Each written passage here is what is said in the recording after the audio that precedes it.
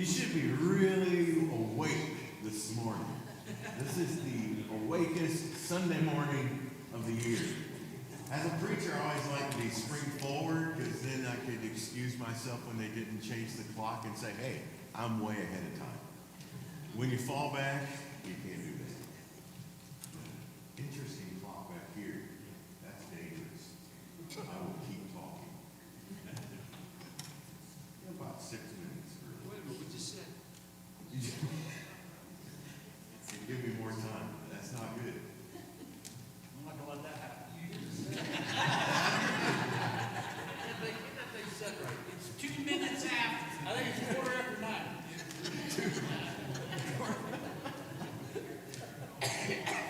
Quit your whining and get moving. Try this again. You want to put my presentation up there?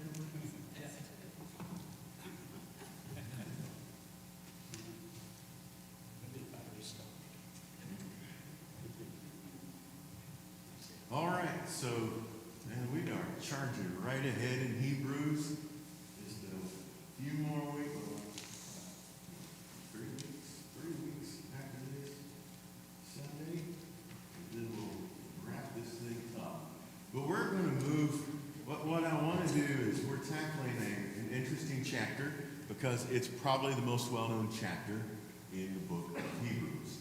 And what I'm not going to do this morning is talk a lot about all those people who are listed in chapter 11. What I want to do is think more about what's the function of that chapter. Because oftentimes we can set that thing apart, and what do we call it usually? What do you call it? The faith chapter. Sometimes I've heard it called the Hall of Faith or the Heroes of Faith. And all that's good and true. But I want to know, well, what's the function of it in this book? Why is he bringing all this up? And I think when we see it, we'll be very encouraged by what was moving. So I want to tell you just a quick little story, and then we're gonna do a song that may flop, but we're gonna do it anyway. So I got on Facebook yesterday morning, and I saw that a friend of mine who lived in Dandriga, Belize, whom I met and spent a couple weeks with on mission trips a few years back. And then occasionally we would message each other on Facebook. His name is Steve. Steve was born just a few hours after I was born in 1977. He was a big guy too, and so we instantly clicked. And Steve, so my first trip was 2017. Is that right? 2017, 28, yeah. And Steve, by that time, we were both 40, and he already had been diagnosed with diabetes. He didn't have he was very poor, they were very poor. Didn't have access to health care, and so Steve passed away at 46 years old. So kind of didn't expect that. I was always thinking, one day I'm going to get back down there. But haven't been able to so far. The pandemic really helped to not be able to go down. But I was thinking about that and thinking about my topic this morning and just thinking about heaven. Steve, although by the time I went down, he had only been a Christian maybe 2 years. But because of the situation there, he was one of the oldest men in the congregation.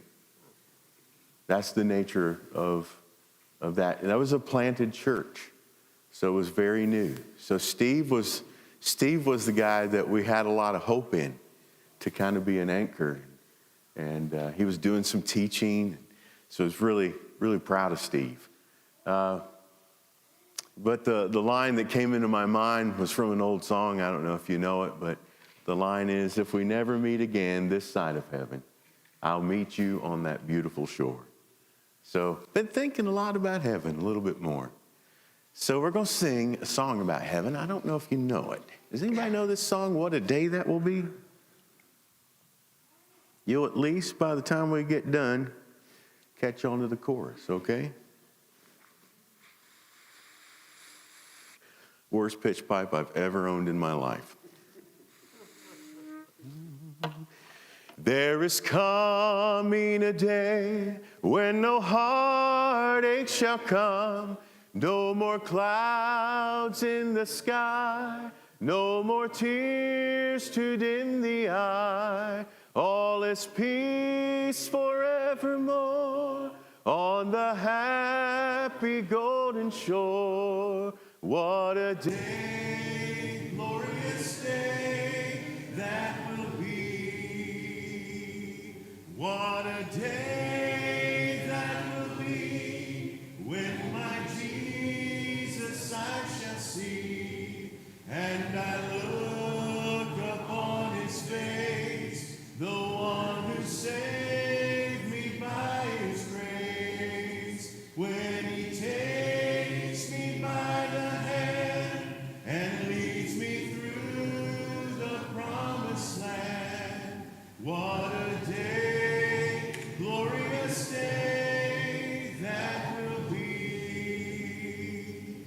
There'll be no sorrow there, no more burdens to bear, no more sickness, no pain, no more parting over there, and forever I will be with the one who died for me.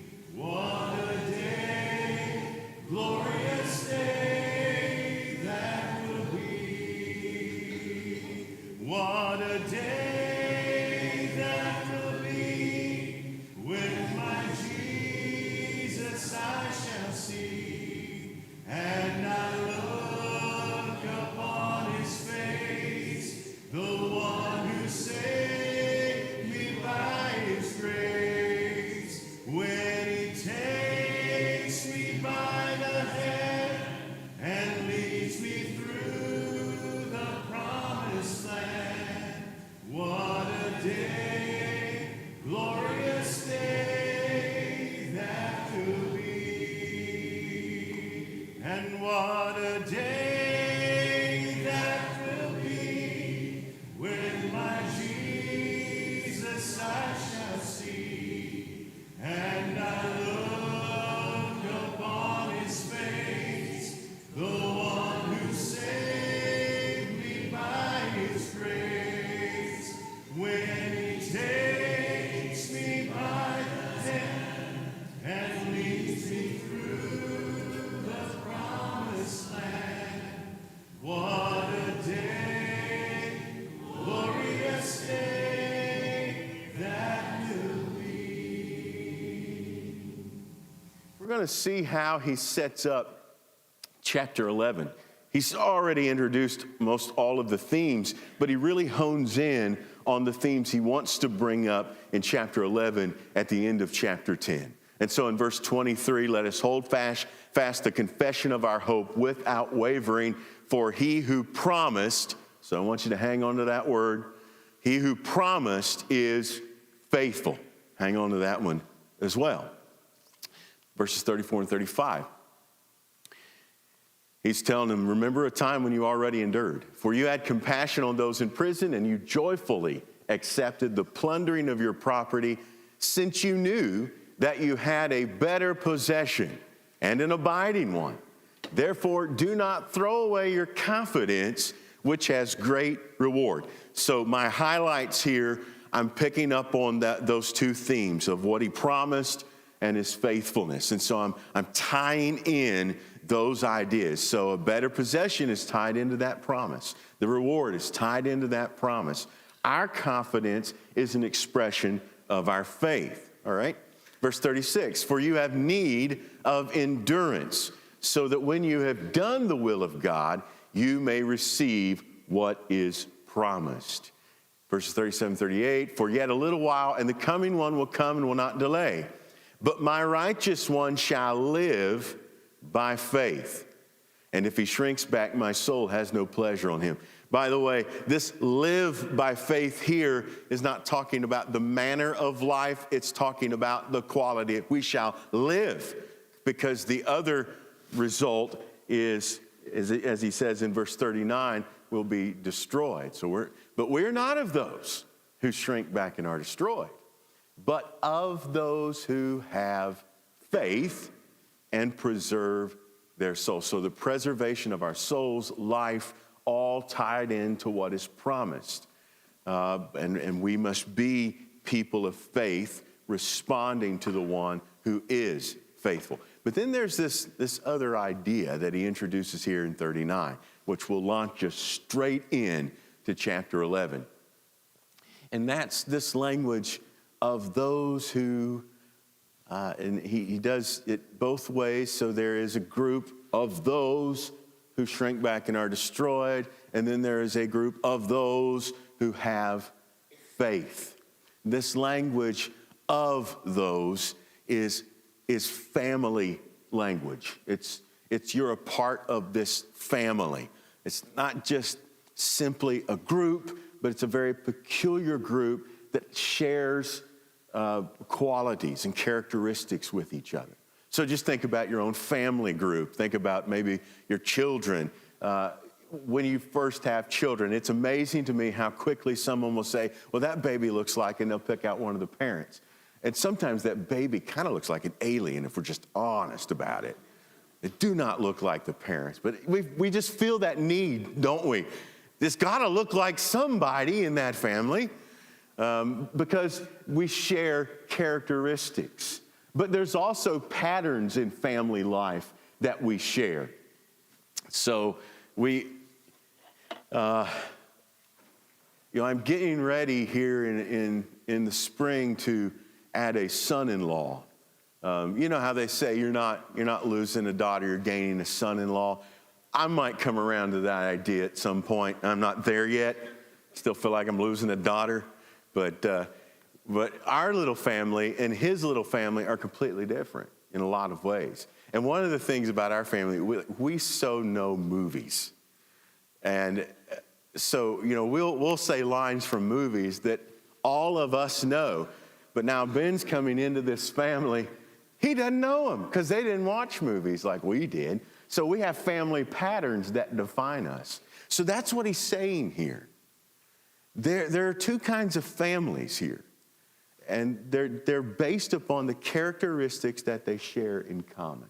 So there are those who begin the life of faith and quit. But there are those who maintain faith. So family. Well, now that leads us in to chapter 11. And you see the connection already. Now, faith, we often talk about this as a definition of faith, and it surely is. Now, faith is the assurance of things hoped for. Things hoped for is attached to the promise that God has made. That's why we have hope. It's the conviction of things not seen. Keep that in the back of your mind. For by it, by faith, the people of old received their commendation. Look at verse 6. Without faith, it is impossible to please him, for whoever would draw near to God. Haven't we heard that language? Draw near to God. We're going to see something new about it here in this chapter. For whoever would draw near to God must believe that he exists and that he rewards those who seek him. Without faith, it's impossible to please him. We must believe that he exists and that he rewards those who seek him. So the faithful, boy, that is terrible grammar, shame on me. The faithful receive what is promised. The one who promised is faithful. There's your balance. That's why we're called to be who we are, because of who God is. God is faithful. He always makes sure that his promise is fulfilled. Our question is, are we going to be faithful and receive what has been promised? All right. So in the chapter, you get this kind of formula for faith. By faith, and he actually starts off, verse 3 is very important, actually. It's easy to skip over because it's not like the rest of them. The rest of them is by faith Abel, by faith Enoch, by faith Noah, by faith Abraham, by faith Sarah, by faith Moses, by faith the people of Israel. And then he lists all these people I don't have time to talk about. So it's all these names, but if you look at verse 3, it's a little different. Somebody read that for us. Hebrews 11:3. By faith we understand that the universe was formed at God's command, so that what is seen was not made out of what was visible. So, by faith who? We. Oh, that's nice. This is us. This is the most fundamental belief in our system of belief, that God created the universe. It's actually, he doesn't say out of nothing. He says, essentially, he made visible what was invisible. That's important. That's important. So faith is the assurance of things hoped for, the conviction of things not seen. What are these people wondering about? As they're beginning to suffer persecution, they're wondering, where's God? When's God going to deliver us? Isn't that what all oppressed and persecuted people who of faith think? When's God going to take care of business here? One of my favorites is in Habakkuk, where Habakkuk is just complaining about the condition of the people of Israel because they're not doing right. They're not being faithful to God. They're not treating people right. It's a wreck in Israel. And Habakkuk says, when are you going to do something about it? And God says, I am going to do something about it. I'm going to send the Babylonians against you. And he says, no, that's not what I want. Why are you going to do that? But it's always this question of, when are you going to show up? When are you going to deliver us? And sometimes the answer isn't what we want. And I think that's something of what's happening here. But I want to just encourage you to see that faith always does something. And maybe that's belief. We understand, we believe that the universe was created by the Word of God. Which takes us straight back to the beginning of the book, right? Yes, ma'am. What you're saying? The last part says, so that the things which are seen were not made by things which were visible. Right. Yeah. They're seen now, but they weren't seen. They weren't visible before. I thought that the things which are seen were not made by things that we can see. That, in other words, God, we can't see God, so he made it, knowing that the things that we see now were not the things that made those things. I mean, that's true too. Yeah. But the point that he's making, this is a critical thing, is that God can take things that we can't now see and bring them into reality. That's one of the points he's making in this chapter. We'll get back to how that works. But again, notice this construction by faith. So what did Abel do?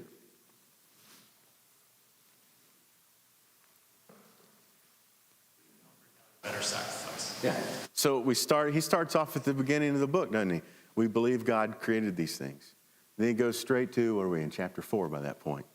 And Abel and Cain. And he's just going straight through the Old Testament until, the prophets, as we read, the layout of our Old Testament, the prophets present a problem because they're not chronologically in order.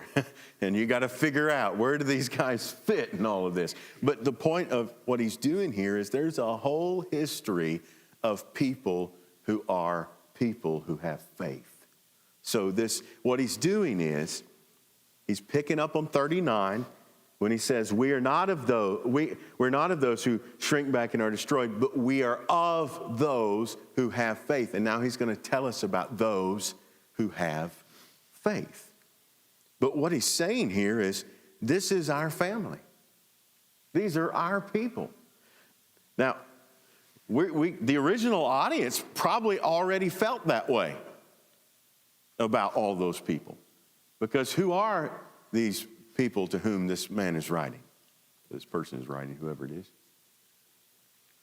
Well, they're Jews. This is their history. That they would have felt that way. But what he does is kind of intriguing here. He gives them a history that transcends their physical ancestry. Because not everybody in their physical ancestry is a part of this group of those who have faith. It's interesting to me how he really only mentions the people of Israel twice. When they went through the sea when God parted it, and when they encircled the city of Jericho and the walls fell down. That's it. The rest of that time, he's talking about individuals who express faith. And the reason is, well, did the people of Israel as a whole express a lot of faith throughout the centuries? No. So he's honing in on those people who had faith. These are our people, he says. All right, so I want us to think, I think faith is so easy to see. If you can't see faith in Hebrews 11, you must not have been reading it, because it appears how many times. But the promised reward is what I want us to highlight and focus in on, because remember, he said in verse 6 there of chapter 11 that whoever comes to God must believe, what, two things: that he exists, that he is, and that he does what? He's a rewarder. He rewards those who seek him. Well, let's think about the reward. This is what God has promised. This is what we can hold on to.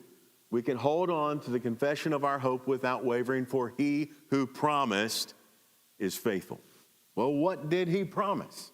So I'm going to get some help here and enlist some help doing some reading. So we'll just kind of line these up before we start reading them. So who wants chapter 10, verse 34?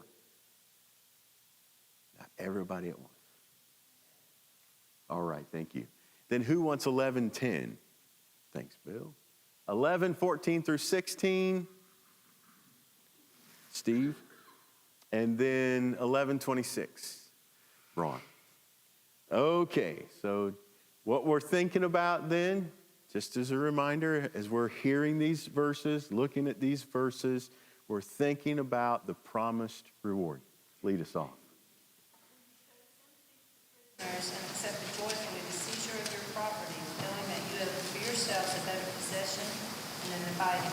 Okay, so he has already made his point in that verse. The point is, you know how to do this already. You know how to do this. You have already endured reproach and affliction, as he says it earlier. You've been mistreated, and you know how to do this. You know how to band together as a family and help each other and encourage each other. You know that if they take your property, it's not the worst case scenario. So not only do they know how to respond in a period of suffering, they also know why they can respond that way in a period of suffering. So the end of that verse is, why can they accept the plundering of their property? And he says, joyfully accepted. Why? What's the reason? What'd they know? Something better and enduring. They had a better possession. A better possession, and one that lasts. And in that context is, nobody can take it away from you. They had a better possession. By the way, there's our word, right? We've been hanging on to all throughout this book. Better. All right, chapter 11, verse 10. For he was looking forward to the city with foundations, whose architect and builder is God. All right. So he's talking about, he was called out to go. We know that story. Abraham went, not knowing where he was going. And then it's interesting because Abraham lived in the promised land, but he didn't settle in the promised land. He points out and not only he, but Isaac and Jacob, they lived in tents. And it was, as to them, a foreign land, but it was the land of promise. But He was looking forward to something different. A city, okay, who built all those cities in the promised land? Did Abraham and the people of Israel build the cities? The Canaanites built the cities, right? He was looking forward to a city built by whom? By God. So he's transcending here. We've already seen this language. There was the earthly sanctuary, but there was the sanctuary that was not made with hands. So what he's already doing here in saying this is he's saying there is something that transcends what we now see. It's a different kind of city. For those who've read Scripture, we go to the end of the book, and what do we see? We see a city that God has built where His presence is what characterizes the city. There is no need for a sun. Why? The Lamb of God is the light. There is this city. And so it really comes up here in Hebrews 11. That's what he's looking forward to. All right, so 14 through 16. People who say such things show that they are looking for a country of their own. If they'd been thinking of a country they'd left, they would have the opportunity to return. Instead, they were longing for a better country, a heavenly one. Therefore, God is not ashamed to be called their God, for He has prepared a city for them. All right, so a better possession we had in chapter 10. Now in chapter 11, we have a better country. And in case you're wondering, he describes this country. What kind of a country is it? A heavenly one. A heavenly one. He's very clear. Abraham was not thinking of going back to Ur of the Chaldees. Wasn't thinking about that. He was seeking a better homeland. I love that language, a homeland. And that's important here. And we'll get to verse 13 a little bit later. But it's important that we think of our homeland as that heavenly country. That homeland is where we belong. That homeland is where our people are. All right, 11:26. Regarding disgrace for the sake of Christ as of greater value than the treasures of Egypt, because he was looking ahead to his reward. Okay, to me, this is one of the more interesting verses in chapter 11. So we're talking about Moses. Moses didn't want to, and there's that interesting language at the end of chapter 5, the fleeting pleasures of sin. He didn't want to enjoy those temporary. Why I like that verse is, it tells us why sin is so enticing to us. The fleeting pleasures of sin. If there wasn't anything enticing about sin, or I'll even say it this way, to some degree pleasurable, enjoyable, we wouldn't be tempted to do it. We're hardly ever tempted to do hard things that we think are going to bring us pain. But pleasures of sin are fleeting. They don't last. So he rejected those. But verse 26 is so interesting. Whose reproach did he consider greater than the wealth and treasures of Egypt? Christ. Really? I read that story back in the book of Exodus. You did too, probably. Where was Christ back there?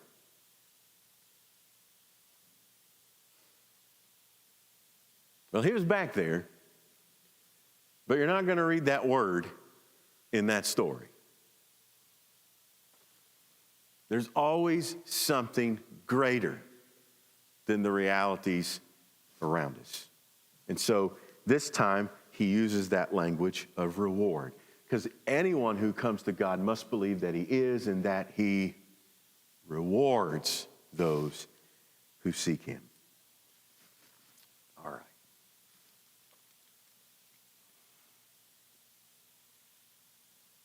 Just point out some other interesting ones. Verses 29 and 30, I already said, those are the two times he mentions the Israelites as a group. But verse 31 is interesting. So we were just talking about this house the other day. The Abby, of course, was in the AIM program. And the boys in the AIM program, toward the end of their time in Lubbock, are, I don't know if they're all required, they have the opportunity to preach in chapel. And of course, there's a lot they have to go through to get approval for, what they're going to get up and they don't let them just go up and start shooting things. You don't want to send a novice out there with an AK-47. So they get approval. But one of the boys in Abby's class, who's still hanging in there, by the way, I believe he was in Mexico City, is where he went. His name was Matthew Cash. And he was just a funny guy. But he got up to do his story, or his sermon in chapel that day, and he begins, I'm going to talk about our favorite prostitute. What a good way to begin a sermon. Because everybody's like, wait, what did he just say? What a great way to begin it. But he was talking about the one in verse 31 here. She's the most interesting person in this list. Why? Rahab? Who was she? Yeah, who did what? Hid the spies. So she's a Canaanite woman.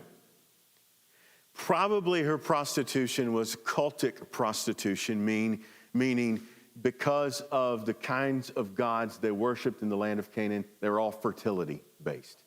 And one of the ways you did that was through sex. So she probably was operating in a cultic prostitution situation. But she receives the spies because what does she believe?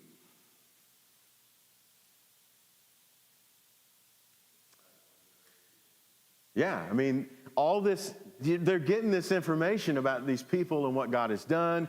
And there's kind of been this idea that y'all better get ready because this God's going to take you over. And she believed it. Most of the people in Jericho, well, all but one, essentially, believed that God could do it. And she was one. So she hid the spies. She's not a Jew. That's good. Do you know why I like that? Because I am not, by physical descent, a Jew. So he's transcending here physical descent. Not only in that he's picking out moments, people of faith, but that he's incorporating someone here who isn't even a Jew. By the way, Rahab has another honor, doesn't she? Where else do we see Rahab in the New Testament? In the genealogy of Jesus. Isn't this great? Okay. Then verse 32. This is where the preacher is looking at the clock.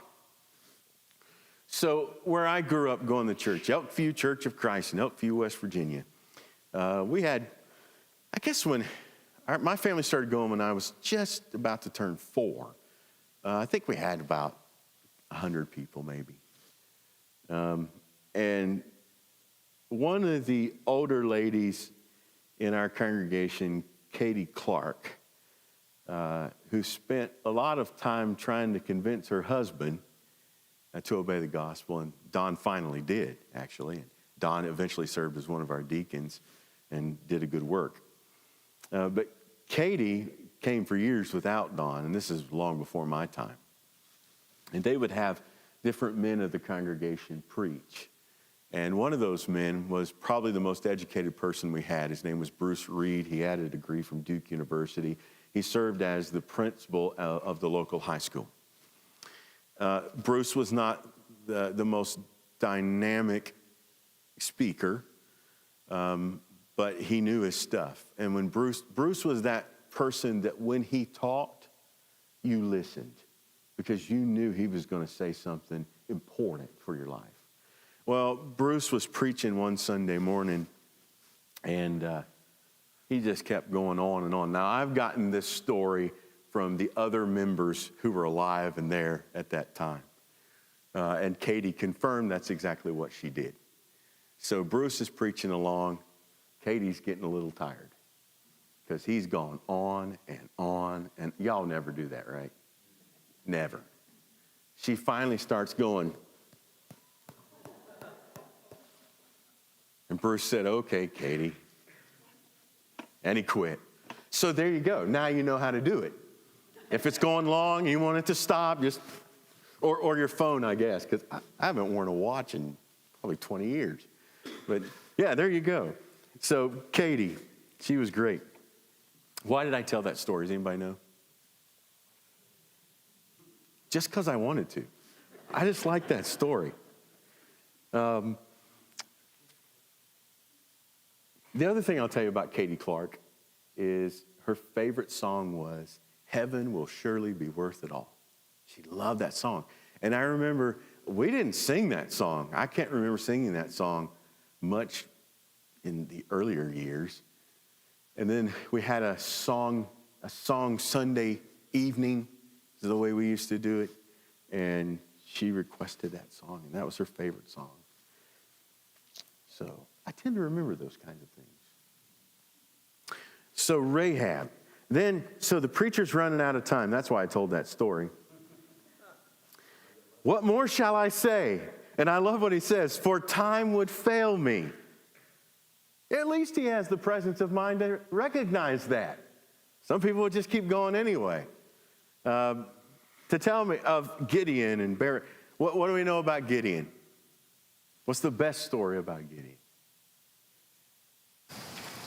Okay, you're going to go fight these thousands of soldiers with an army of how much? How many? What, 300? All right, okay, he did it, he won. Barak, Samson, that's an interesting one on the list. Samson's most important event was his last, right? I always heard that story that one of the gods that they worship was Dagon. And so when Samson pulled down the pillars, Dagon. Jephthah, he was a left-handed guy. But notice what they did.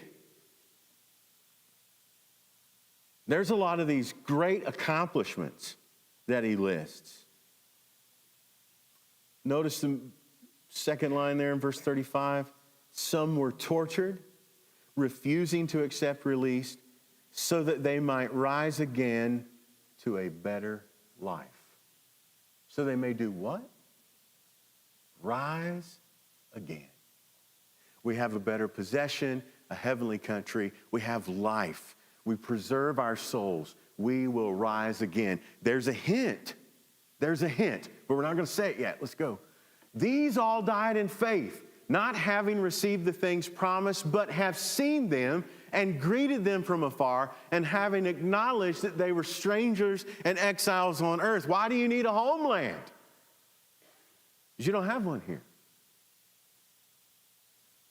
You know, I think we've lost some of that.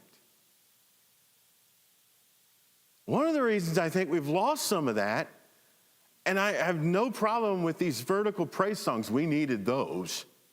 We don't sing enough about heaven anymore. We need to be uncomfortable here. I think our society's helping us out a little bit, aren't they? Well, that's good for us. We're not going to desire our homeland if we feel at home here. They knew they had no home here. They felt like strangers and exiles, and that's how we should feel. That's who we are. So they died in faith, though, not having received the things promised. Then later on, and all these, though commended through their faith, did not receive what was promised, since God had provided something better for us. Us. That apart from us, they should not be made perfect. Where's God? When's he going to deliver us? He gave a hint. Resurrection.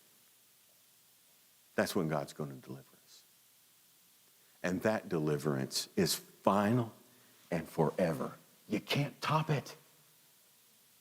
Final and forever. How in the world can you endure through persecution? You know that God is faithful to his promise. And he has promised all those who are faithful to Jesus Christ, that like Jesus Christ was raised from the dead, never to die again, we, because we are his people. By the way, Moses was one of Jesus' people. He would rather endure the reproach of Christ. He's one of our people. And the people of Jesus will be resurrected from the dead, never to die again. And when you know you have a homeland, when you know you have a better possession, you can endure even the plundering of your property with joy. You can endure torture. You can refuse to be released by recanting your belief. You can endure whatever it takes to endure because you know that you have something better, abiding, lasting, that will not fade away, that no one can take from you. That is why the Christian community endures. So let's sing a little more about heaven. Let's keep ourselves focused on not being at home here.